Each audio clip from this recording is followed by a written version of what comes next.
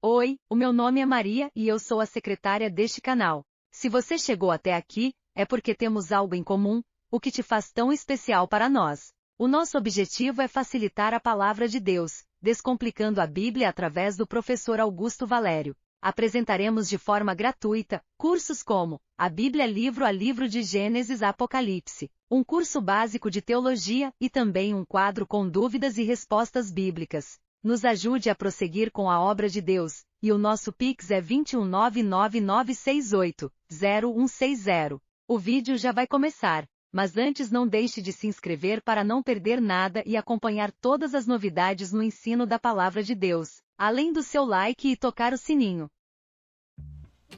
Em Romanos 8, versículos 29 e 30, e também a carta aos Efésios, capítulo 1, versículos 5 e 11, o tema predestinação é um assunto recorrente e que muita gente tem dúvida. E esses versículos eles abordam temas teológicos profundos, como a predestinação, a redenção e a glorificação dos cristãos. E aqui vou fornecer uma explicação completa e detalhada desses versículos para ajudar a compreendê-los melhor. Então, Romanos 8, 29 e 30 diz o seguinte: porquanto aos que de antemão conheceu, também os predestinou para serem conforme a imagem de seu Filho, a fim de que ele seja o primogênito entre muitos irmãos.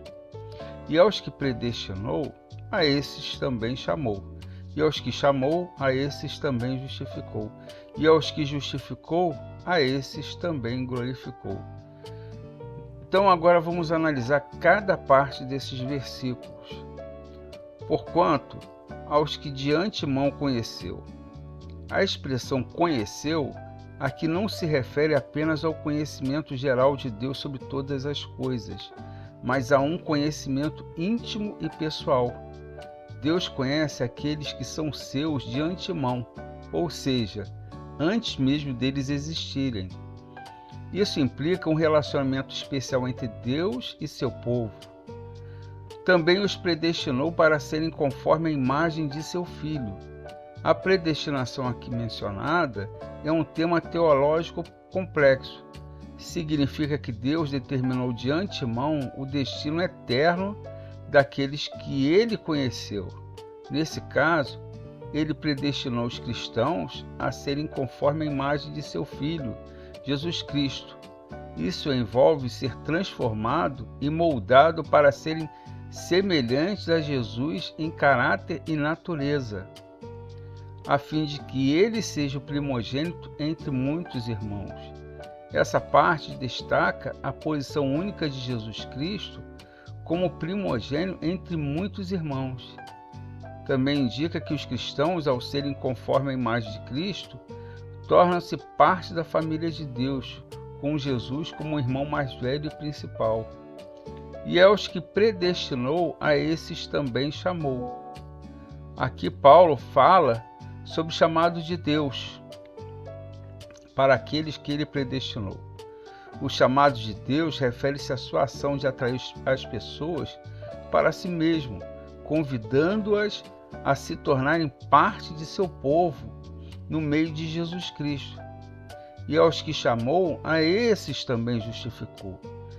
Deus não apenas chama as pessoas para si mesmo, mas também as justifica. A justificação é um ato legal divino pelo qual declara os pecadores culpados como justos perante Ele, com base na fé em Jesus Cristo.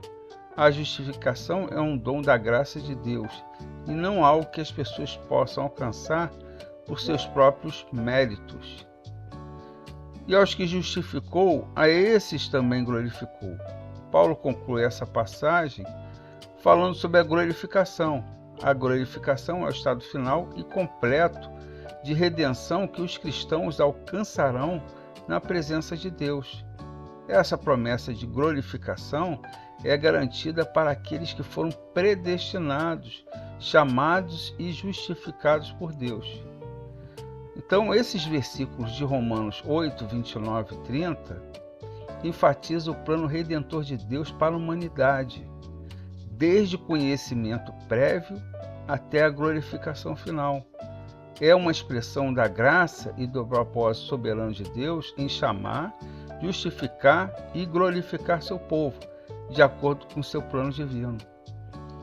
Também temos essa expressão em Efésios, capítulo 1, versículos 5 e 11. Então, no total, com esses 4 versículos, essa parte da predestinação, ela ficará ainda mais clara. Então, vamos analisar cada versículo separadamente.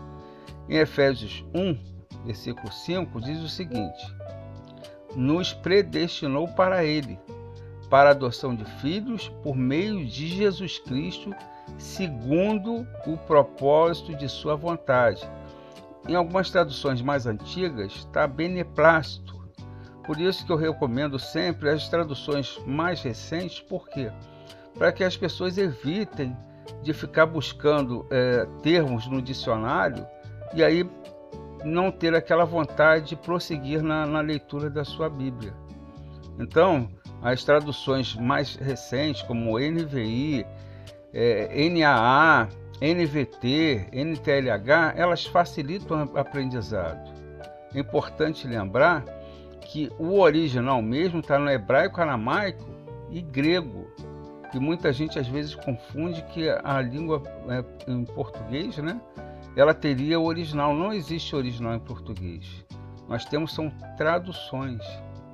Então em Efésios 1:11 diz o seguinte: nele digo, no qual fomos também feitos herança, predestinados segundo o propósito daquele que faz todas as coisas, conforme o conselho da sua vontade.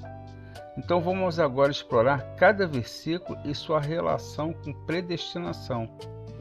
Efésios 1:5 nos predestinou para Ele, para a adoção de filhos por meio de Jesus Cristo, segundo o propósito de sua vontade.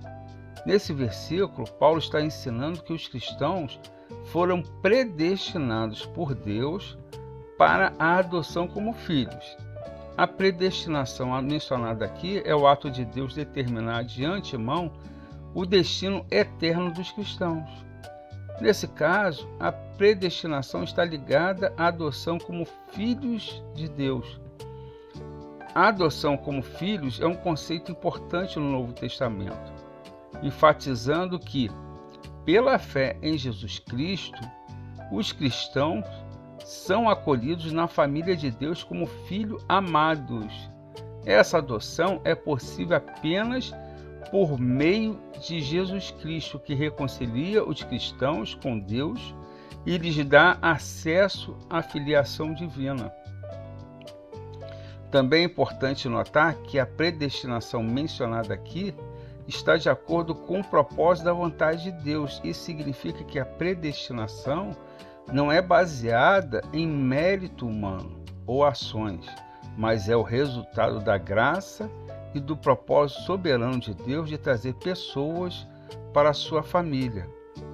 Em Efésios 1:11, nele digo, no qual fomos também feito herança, predestinados segundo o propósito daquele que faz todas as coisas, conforme o conselho da sua vontade.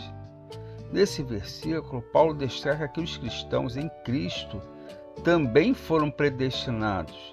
A predestinação mencionada aqui está relacionada ao fato de os cristãos serem feitos herança. Essa herança refere-se às bênçãos espirituais e às promessas de Deus reservadas para os cristãos. A predestinação mencionada nesse versículo é realizada de acordo com o propósito de Deus, que é aquele que faz todas as coisas. Isso destaca o controle soberano de Deus sobre o destino dos cristãos e o cumprimento de seu plano divino. A predestinação ocorre conforme o conselho da sua vontade, mostrando que é um ato baseado na sabedoria e no propósito de Deus. Em ambos os versículos, a predestinação é apresentada com um aspecto da vontade soberana de Deus, em que ele determina de antemão o destino eterno dos cristãos. A ênfase está no papel de Deus na iniciativa da salvação e na sua graça. escolhendo e adotando os cristãos como seus filhos, de acordo com seu propósito e plano divino. É importante ressaltar que o tema da predestinação é complexo e tem gerado diferentes interpretações e debates teológicos ao longo da história da Igreja.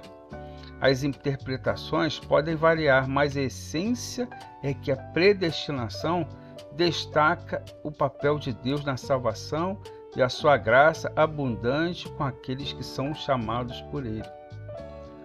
Concluindo tudo o que foi falado em apenas uma frase: ao aceitar Cristo como Senhor, você se torna filho de Deus.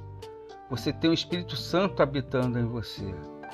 Você tem direito à vida eterna. E como consequência de tudo isso, você é predestinado como filho de Deus, como cristão, a ter o melhor de Deus na sua própria vida. Então essa é a conclusão final. Essa é a predestinação. Você não terá a predestinação uma vez que você não aceite Cristo como Senhor, mas sim você é predestinado a ter o melhor de Deus uma vez que você aceita Cristo como Senhor da tua própria vida. O Senhor te abençoe e te guarde. O Senhor faça resplandecer o seu rosto sobre ti e tenha misericórdia de ti. O Senhor sobre ti levante o seu rosto e te dê a paz. O amor, a alegria e a graça do Senhor Jesus Cristo, o amor de Deus e a comunhão do Espírito Santo esteja com a vida de todos vocês e todos digam amém. Augusto Valério e equipe, que Deus os abençoe.